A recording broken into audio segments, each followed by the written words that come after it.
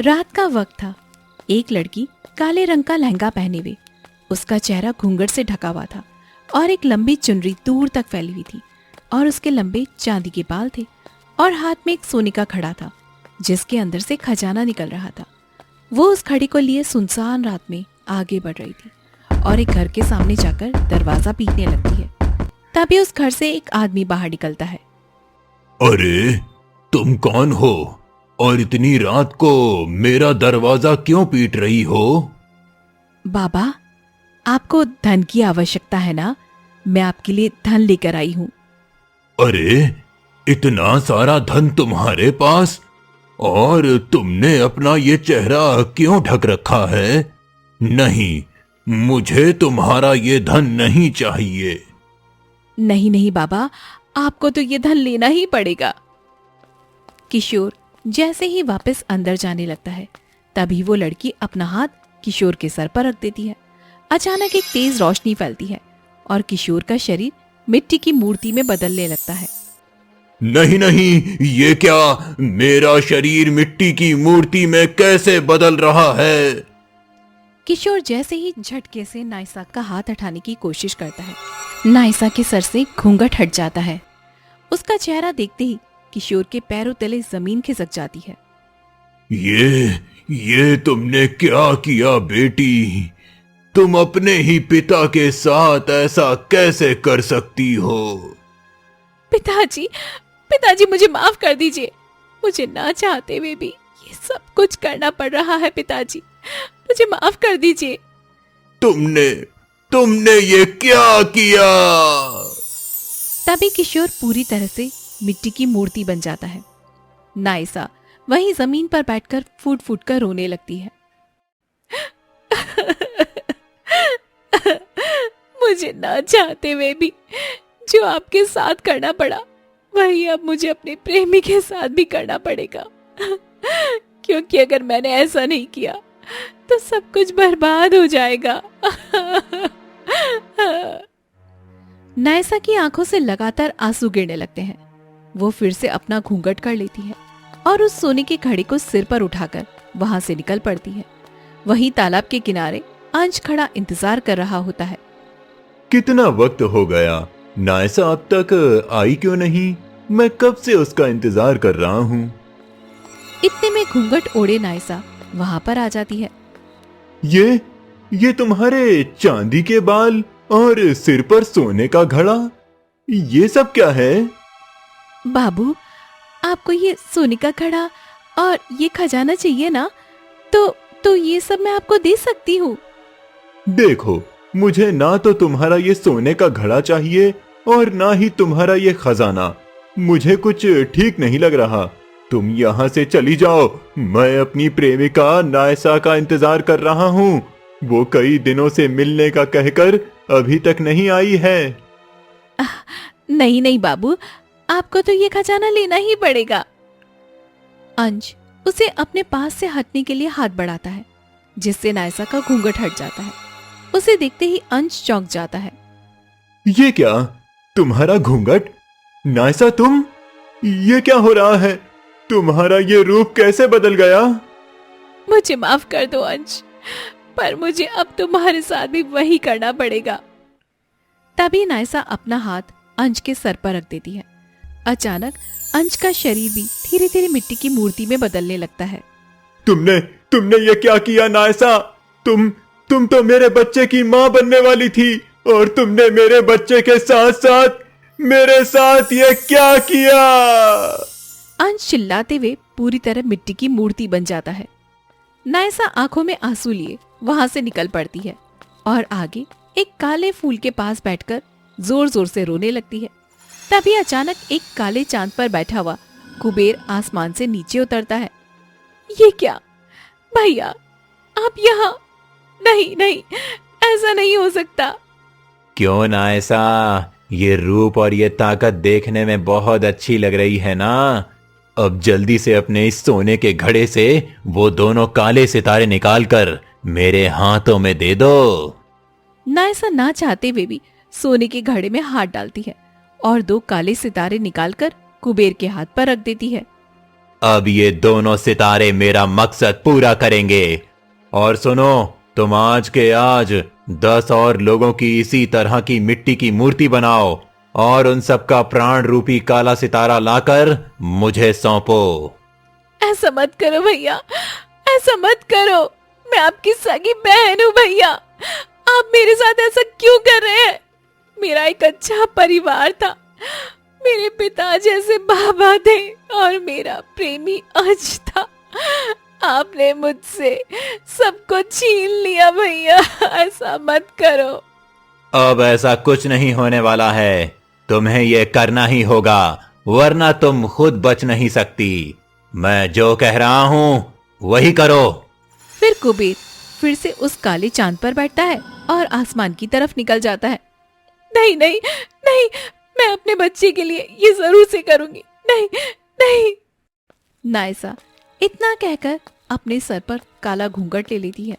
वो सोने का घड़ा उठाकर गांव के रास्ते पर चल पड़ती है और वो फिर एक दर्द भरा गाना गुनगुनाने लगती है। छुपा है चेहरे पे जो गम का साया, तकदीर ने कैसा ये खेल रचाया, चांदी के बाल और ये सोने का घड़ा, अपनों के खातिर मैं सहूं दर्द बड़ा, खो गया है मेरा प्यार, रूठ गया मेरा संसार। तभी वहां से एक गांव का आदमी मदन गुजरता है। वो ये खूबसूरत गाना सुनते ही पूरी तरह से मोहित हो जाता है। अरे, ये गाना कितना खूबसूरत है, और ये तो काले लिबास वाली घूंघट वाली लड़की लग रही है। इसके सिर पर ये क्या, चांदी के बाल और ये सोने का घड़ा। मेरी तो किस्मत ही चमक गई। चलो चलो, जल्दी से इसके पास जाता हूँ। मदन भागते हुए नायसा के पास जाकर खड़ा हो जाता है। अरे अरे ओ सुंदरी, इतना सारा धन और सोने का घड़ा लेकर कहाँ जा रही हो? नायसा बिना कुछ बोले अपना हाथ मदन के सर पर रख देती है। अचानक से तेज रोशनी फैलती है और मदन का पूरा शरीर मिट्टी की मूर्ति में बदल जाता है। मुझे माफ कर दो, मुझे माफ कर दो। फिर नायसा वही गाना गुनगुनाने लगती है। इसी तरह रास्ते में मिलने वाले 10 लोगों को वे जिस अवस्था में थी उसी अवस्था में मिट्टी की मूर्ति बना देती है। वो उसके प्राण रूपी 10 काले सितारे लेकर वापस काले फूल के पास पहुंच जाती है। तभी आसमान से काले चांद पर बैठा कुबेर नीचे उतरता है। वाह मेरी बहन नायसा, तुमने तो कमाल कर दिया। पूरे 10 लोगों का काला सितारा जमा कर लिया। जल्दी लाओ, ये सब सितारे मेरे हवाले करो। कुबेर नायसा के हाथ से काले सितारे ले लेता है। अब चंद्रमा की आने वाली 21 तारीख को मैं एक बहुत बड़ी पूजा करने वाला हूं। उस पूजा के बाद इन सारे काले सितारों का प्राण मेरे अंदर समा जाएगा, जिससे मैं सर्वशक्तिशाली बन जाऊंगा। और हां, तुम्हारे पेट में जो बच्चा पल रहा है, उस बच्चे की शक्ति भी मुझे ही प्राप्त होगी। नहीं भैया, नहीं, ऐसा मत करो भैया। ये मेरे और अंश के प्रेम की निशानी है। आपने जो जो भी मुझसे कहा मैंने सब कुछ किया, पर मेरे इस बच्चे के साथ ऐसा मत करो भैया, मत करो। अब मुझे कोई नहीं रोक सकता। जैसे ही मेरी पूजा संपन्न होगी, तुम कहीं की नहीं रहोगी, ना उस काले चांद लोक की और ना ही इस धरती लोक की। कुबेर हंसते हुए फिर से अपने काले चांद पर बैठता है और आसमान की तरफ चला जाता है। नायसा परेशान होकर वहां से निकल पड़ती है और घने जंगलों से होती हुई एक गुप्त गुफा में पहुंचती है, जहां पर ज्ञानी उल्लू बैठा होता है। आओ नायसा, आओ। गुरुदेव, मुझे कोई रास्ता बताइए। आप ही हैं जो काले चांद लोक का पूरा ज्ञान रखते हैं। मुझे किसी भी तरह से अपने बच्चे और बाकी सभी निर्दोष लोगों को अपने भाई कुबेर के इस क्रूर चाल से बचाना है। हाँ नायसा, मुझे पता है कि तुम्हारे साथ बहुत गलत हुआ है, लेकिन मेरी शक्तियां उस काले चांद लोक की दुनिया तक नहीं जा सकती। तुम मुझे पूरी बात बताओ। गुरुदेव, ये उस समय की बात है। रात का वक्त है। नायसा अपने कक्ष में सो रही होती है। तभी उसे अचानक किसी के चीखने की आवाज सुनाई देती है। नहीं, छोड़ दो मुझे, छोड़ दो, तुम ये ठीक नहीं कर रहे हो। ये सुनते ही नायसा की आंखें खुल जाती हैं। क्या ये कैसी आवाज थी? अभी तो सब कुछ ठीक था, फिर ये चीखने की आवाज कहां से आई? मुझे जाकर देखना होगा। नायसा जल्दी से अपने कक्ष से बाहर निकलती है, पर वहां बाहर कोई नहीं होता। अरे ये क्या? चीखने की आवाज तो यहीं से आई थी, फिर यहाँ तो कोई भी नहीं है। आखिर ये हो क्या रहा है? नायसा परेशान हो जाती है। तभी अचानक पास के एक कमरे से तेज सुनहरी रोशनी निकलती है। नायसा जैसे ही उस कमरे में जाती है, वहां पर एक सोने का घड़ा चमक रहा होता है। चलो, आखिरकार ये सोने का घड़ा तो सुरक्षित है। मुझे लगा था कि कहीं कोई बड़ी मुसीबत तो नहीं आ गई। तभी अचानक उस कक्ष में से राजा सुजान आ जाता है। तुम्हारी हिम्मत कैसे हुई इस पवित्र घड़े को छूने की? नहीं पिताजी, मैंने इस मटके को कहाँ छुपाया है। मैं तो बस यहाँ पर अभी अभी कोई आवाज सुनकर आई हूँ। तभी इतने में पीछे से कुबेर भी वहां पर आ जाता है। नहीं पिताजी, ये झूठ बोल रही है। मैंने इसे अपनी आंखों से इस घड़े को छूते हुए देखा है। और नायसा, तुम्हारी इस गलती की वजह से अब हमारी माँ इस दुनिया में नहीं रही। नहीं, ऐसा नहीं हो सकता। माँ को कुछ नहीं हो सकता। तुम अच्छी तरह से जानती थी नायसा कि अगर किसी ने भी लालच में आकर इस घड़े को छुआ तो उसी क्षण हमारी माँ के प्राण चले जाएंगे, और तुमने वही किया। तुमने बहुत बड़ा अपराध किया है नायसा। तुम्हारी वजह से मेरी पत्नी मुझे हमेशा के लिए छोड़कर चली गई। नहीं पिताजी, मेरी बात पर यकीन करिए, मैंने कुछ नहीं किया पिताजी। मुझे माँ से मिलना है पिताजी, मुझे माँ से मिलना है। नहीं, तुम अब माँ से नहीं मिल सकती। तुमने लालचवश इस सोने के घड़े को पाना चाहा ताकि तुम इस राज्य की मालकिन बन सको। नहीं नहीं, मुझे ऐसा कोई लालच नहीं है पिताजी। आप मेरी बात का विश्वास कीजिए पिताजी। मैं सच बोल रही हूँ पिताजी, आप मेरी बात समझिए। नहीं, तुमने जो अपराध किया है उसकी सजा तुम्हें भुगतनी ही होगी। तुम्हें धन का बहुत शौक है ना?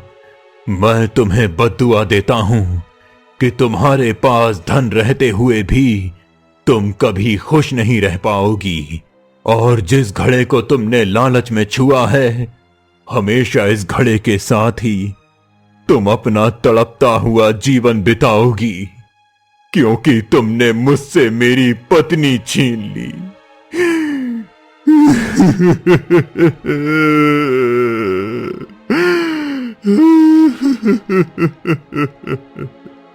राजा सुजान रोते हुए वहां से चले जाते हैं। भैया, आप तो मेरी बात पर यकीन करिए, मैंने ऐसा कुछ नहीं किया है भैया, मैं सच बोल रही हूँ। आप मेरी बात पर यकीन क्यों नहीं कर रहे भैया? मैंने ऐसा कुछ नहीं किया है। तुम बिल्कुल सही कह रही हो बहन, तुमने ऐसा कुछ भी नहीं किया, बल्कि ये सब मैंने किया है। मैंने ही इस घड़े को छुआ था और मेरे लालच की वजह से ही मां नहीं रही। लेकिन अब इसका सारा इल्जाम तुम्हारे सिर मड़ गया है और पिता की बद्दुआ भी तुम्हें मिल गई है। कुबेर अचानक मंत्र पढ़ने लगता है, जिससे एक तेज रोशनी फैलती है और नायसा तड़पते हुए उस घड़े में समाने लगती है। नहीं नहीं नहीं, ऐसा मत करो भैया, मुझे छोड़ दो भैया, आप मेरे साथ ऐसा नहीं कर सकते भैया, भैया ऐसा मत करो। कुबेर नायसा की एक नहीं सुनता और वो उस सोने के घड़े को लेकर वहां से निकल पड़ता है। कुबेर उस घड़े को धरती पर छोड़ देता है और तीव्र मंत्र पढ़ने लगता है, जिससे तेज रोशनी के साथ नायसा भी धरती पर प्रकट हो जाती है। भैया, ये आपने क्या किया भैया? मुझे इस अनजान धरती पर कहां लाकर छोड़ दिया है आपने? नायसा, पिता के श्राप के बाद अब इस घड़े की पवित्र शक्तियां खत्म हो चुकी हैं। अब तुम इस काले चांद लोक में रहकर कुछ हासिल नहीं कर सकती। अब इस घड़े को लेकर तुम्हें धरती लोक की दुनिया में जीना होगा, और इससे मेरा जो असली मकसद है वो भी पूरा हो जाएगा। फिर कुबेर फिर से उस काले चांद पर बैठता है और आसमान की तरफ निकल जाता है। अब मैं क्या करूंगी या इस अनजान जगह पर अपना बाकी जीवन कैसे बिताऊंगी? कुछ क्षण बीतते हैं कि तभी अचानक भूख, प्यास और थकावट के कारण नायसा वहीं पर बेहोश होकर गिर पड़ती है। कुछ देर के बाद वहां से किशोर गुजरता है और उसकी नजर नायसा पर पड़ती है। अरे, ये तो लड़की है जो बेहोश पड़ी है। मुझे इसे थोड़ा पानी पिलाना चाहिए। फिर किशोर पास के तालाब से पानी लाता है और नायसा के चेहरे पर छिड़क देता है। नायसा को धीरे धीरे होश आ जाता है। तुम कौन हो बेटी, और यहाँ इस तरह बेहोश होकर क्यों गिरी हुई थी? अगर मैंने इन्हें अपने चांद लोग का सच बताया तो शायद ये डर जाएंगे। मुझे झूठ ही बोलना होगा। मैं एक अनाथ हूँ बाबा। इस दुनिया में मेरा कोई नहीं है। मैं कई दिनों से भूखी प्यासी यहीं पर भटक रही हूँ। शायद इसी वजह से मुझे चक्कर आ गए होंगे। देखो बेटी, इस दुनिया में मेरा भी कोई नहीं है। तुम इस तरह भूखी प्यासी मत भटको। तुम चलो मेरे साथ। मैं तुम्हें अपने घर में अपनी सगी बेटी बनाकर रखूंगा। क्या सच में बाबा? क्या आप मुझे सहारा देंगे? हाँ, क्यों नहीं बेटी, चलो मेरे साथ। फिर किशोर नायसा को अपने घर पर ले जाता है। कुछ समय बीत जाता है। एक दिन नायसा तालाब से पानी लेकर लौट रही होती है। तभी अचानक अंश की नजर उस पर पड़ती है और उसकी सादगी देखकर वो मंत्रमुग्ध हो जाता है। ये लड़की कितनी सुंदर है। ऐसा लग रहा है जैसे किसी स्वर्ग से उतरी अप्सरा हो। अंश अभी मन ही मन ये सोच रहा होता है कि अचानक नायसा का पैर रास्ते के एक गड्ढे में फिसल जाता है और वो संतुलन खोकर जमीन पर गिर पड़ती है। अंश भागते हुए उसके पास आता है। अरे, तुम ठीक तो हो ना? हाँ, मैं ठीक हूँ। मैं बिल्कुल ठीक हूँ। देखो, तुम्हारे पैर में काफी तेज चोट लगी है। तुम यहाँ बैठो, मैं पास से एक जड़ी बूटी लाता हूँ। उसे लगाने से तुम्हारी चोट का दर्द तुरंत ठीक हो जाएगा। अंश पास की झाड़ियों से एक जड़ी बूटी तोड़कर उसके हाथों पर मलता है और बड़े ध्यान से नायसा के पैर के जख्म पर उसे लगा देता है। ये कैसा भला इंसान है। इसने बिना किसी जान पहचान के मेरी इतनी चिंता की और ये मेरी मदद भी कर रहा है। लो, अब ठीक है। पर देखो, आगे से रास्ते पर थोड़ा ध्यान से जाना। आगे और भी कई गहरे गड्ढे हैं। फिर अंश मुस्कुराकर वहां से चला जाता है और नायसा भी उसे देखते हुए आगे बढ़ जाती है। धीरे धीरे वक्त बीतने लगता है और अंश और नायसा में गहरा प्रेम हो जाता है। एक दिन नायसा जंगल में सूखी लकड़ियां लेकर लौट रही थी कि आसमान में काली घटाएं छा जाती हैं और काले चांद पर बैठा कुबेर नीचे उतर आता है। ये क्या भैया, आप यहाँ पर क्यों आए हैं? चले जाइए यहाँ से। आपने मुझे मेरे पिता की नजरों से गिराकर काले चांद लोक से निकाल दिया है। अब इस धरती पर मेरे एक प्यारे बाबा है और एक चाहने वाला प्रेमी है। कृपया करके अब आप मुझे यहाँ पर जीने दीजिए। इतनी आसानी से कैसे छोड़ दूं बहन? पिताजी तुमसे दूर हैं, फिर भी वो हर वक्त तुम्हें ही याद करते हैं। इसीलिए मुझे तुमसे सख्त नफरत है। अब मुझे काले चांद का सबसे शक्तिशाली राजा बनना है। अब तुम्हें उस जादुई घड़े को अपने शरीर में धारण करना ही होगा। कुबेर हवा में हाथ उठाकर एक भयानक मंत्र पढ़ता है। एक तेज काली रोशनी फैलती है और नायसा का साधारण पहनावा अचानक काले लहंगे और घूंघट में बदल जाता है। उसके बाल लंबे और चांदी जैसे चमकने लगते हैं और उसके सिर पर वही सोने का घड़ा आ जाता है जिससे लगातार खजाना गिर रहा होता है।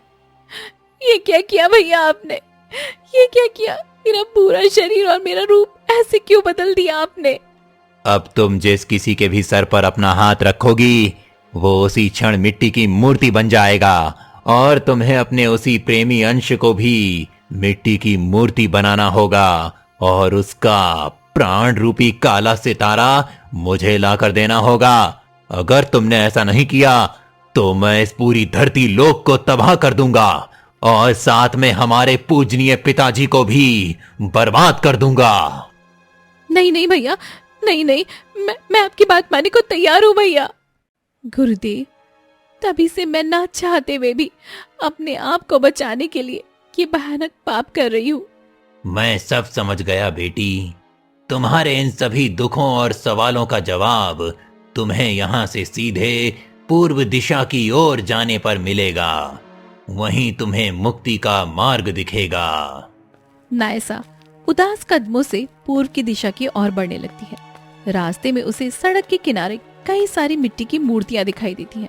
कोई बैठा हुआ है, कोई खड़ा हुआ है और कोई कुछ बोलते हुए पत्थर बन चुका है। मुझे माफ कर दो मुझे।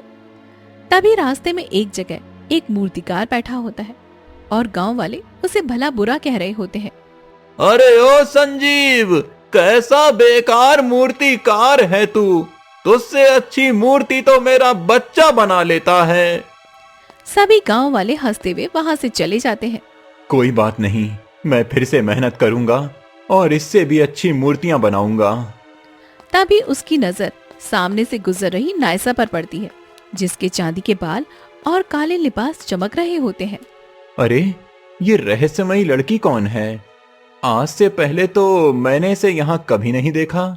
इसकी आंखों में आंसू हैं। ऐसा लग रहा है जैसे ये किसी बहुत बड़ी मुसीबत में है। चलो, चलकर देखता हूँ। नायसा गांव के रास्ते से गुजरती है। संजीव उसके पीछे पीछे जाता है और रास्ते में कई सारी मिट्टी की मूर्तियों को देखकर हैरान हो जाता है। ये इतनी सारी मिट्टी की मूर्तियां, वो भी अचानक यहाँ रास्ते पर। ये सब क्या हो रहा है? मुझे कुछ समझ नहीं आ रहा। इतने में एक मिट्टी की मूर्ति के पास बैठकर नायसा फूट फूट कर रोने लगती है। संजीव उसके पास जाता है। अरे, तुम इस मिट्टी की मूर्ति के पास बैठकर रो क्यों रही हो? और तुम्हारी ये हालत, ये सब क्या हो रहा है? तुम यहाँ से तुरंत चले जाओ यहाँ से, वरना जो हाल इन सब का हुआ है वही तुम्हारा भी हो जाएगा। संजीव ये सुनकर मुस्कुराने लगता है। ये क्या? मैं तुम्हें अपना डरावना सच बता रही हूँ और तुम हो कि मुस्कुरा रहे हो। मुझे सब पता है नायसा, बस तुम सच बताओ कि तुम आखिर चाहती क्या हो? नायसा संजीव को अपने भाई कुबेर और काले सितारों का पूरा सच बता देती है।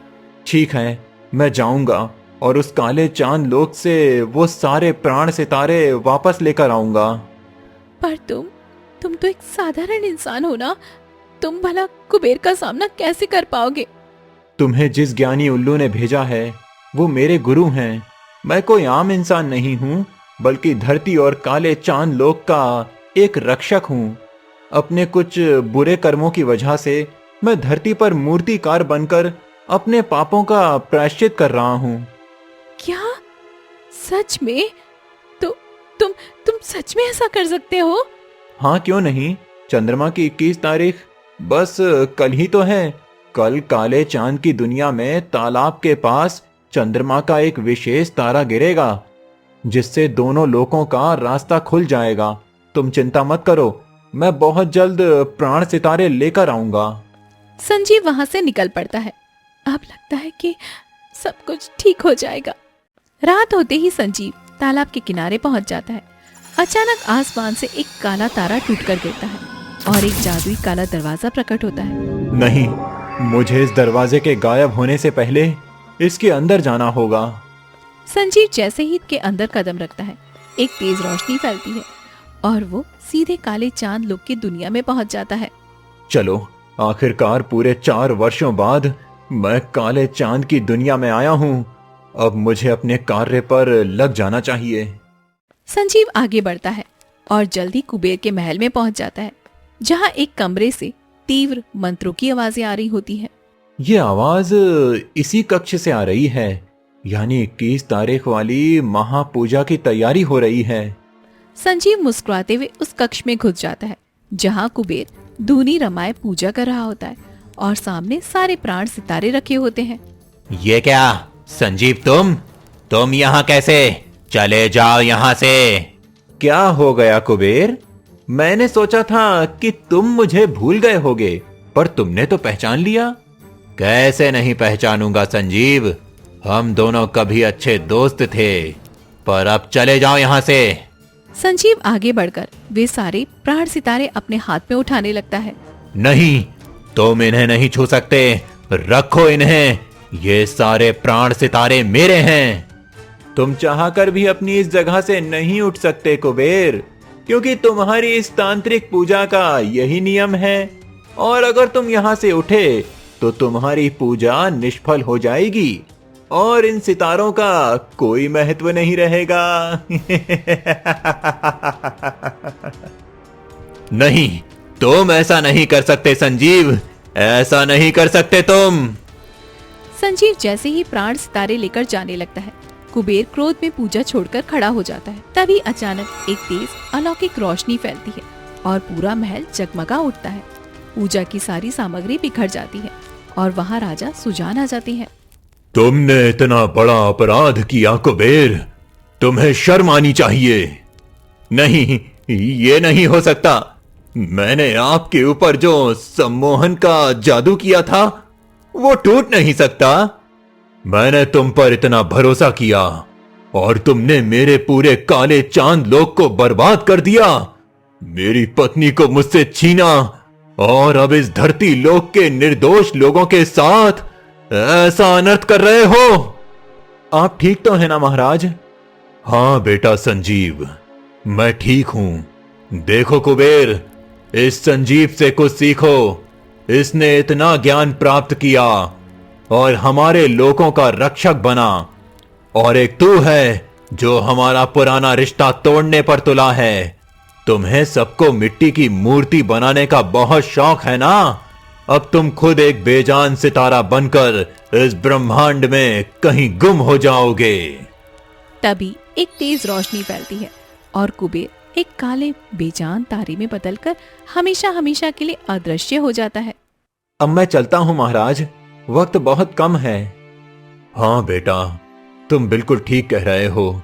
मेरी बेटी नायसा गर्भवती है, वो अब इस लोक में कदम नहीं रख सकती। उसने बहुत तकलीफें सही हैं, उसे ठीक कर दो। मेरा आशीर्वाद हमेशा उसके साथ है। तभी तेज रोशनी फैलती है और संजीव वहां से गायब होकर सीधे धरती पर तालाब के किनारे आ जाता है, जहां नायसा, अंश और किशोर की मिट्टी की मूर्तियों को पकड़कर रो रही होती है। अगर संजीव वापस नहीं लौटा तो आप दोनों के साथ मैं भी अपने जीवन को हमेशा हमेशा के लिए खत्म कर दूंगी। रुक जाओ नायसा, ये देखो मैं क्या लेकर आया हूं। संजीव वे सारे प्राण सितारे नायसा के हाथ में रख देता है। अचानक एक दिव्य रोशनी फैलती है। नायसा फिर से अपने खूबसूरत सफेद वस्त्रों में आ जाती है और अंश और किशोर पूरी तरह से जीवित हो जाते हैं। ये क्या? मैं तो मिट्टी की मूर्ति बन गया था, फिर मैं वापस ठीक कैसे हो गया? ये क्या हो रहा है नायसा? तुम फिर से इतनी सुंदर, और ये सब अचानक कैसे हुआ? नायसा रोते हुए अंश और किशोर को सारी सच्चाई बता देती है। बेटी, तुम्हारे साथ जो हुआ वो बहुत गलत हुआ, लेकिन तुमने हमारे साथ जो भी किया वो मजबूरी में किया था। मैंने तुम्हें हमेशा अपनी बेटी माना और तुम आगे भी मेरी बेटी ही रहोगी। हाँ नायसा, तुम मेरे होने वाले बच्चे की माँ हो। मैं तुम्हें कभी गलत नहीं समझूंगा। मुझे माफ कर देना कि तुम इतनी बड़ी तकलीफ में थी और मैं कुछ समझ ही नहीं पाया। तो अब मैं चलता हूं। अंश, बाबा, आप दोनों मेरी इस बहन का अच्छे से ध्यान रखना। हाँ बेटा, तुम निश्चिंत रहो। तेज रोशनी के साथ संजीव वहां से अंतर्ध्यान हो जाता है। उस दिन से किशोर, अंश और नायसा तीनों हंसी खुशी अपना जीवन बिताने लगते हैं और वहीं काले चांद से राजा सुजान उन्हें देखकर मुस्कुरा रहे होते हैं।